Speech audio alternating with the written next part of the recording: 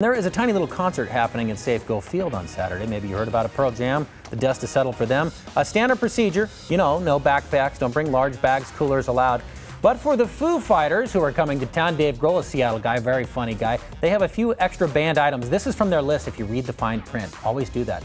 Unflattering photos of Ryan Seacrest, not allowed. Mixtapes, not in CD formats. You cannot have pirated VHS tapes of Land of the Lost, the series, or any mention of Friendster or Webster, starring Emmanuel Lewis.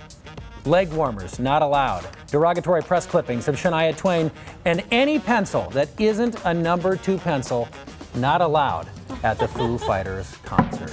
Okay, I am so confused. So there can be no derogatory comments about Shania Twain? Right. Like, why her? Like, Dave Grohl is a very funny guy. The Foo Fighters. He had his tongue firmly planted in his cheek during this. They are funny. I think they just wanted to see if people would pay attention to what they put on the. Maybe no derogatory comments to anybody. that'd be a good one. Have you ever been to a or concert? unflattering pictures. I know. It's too hard.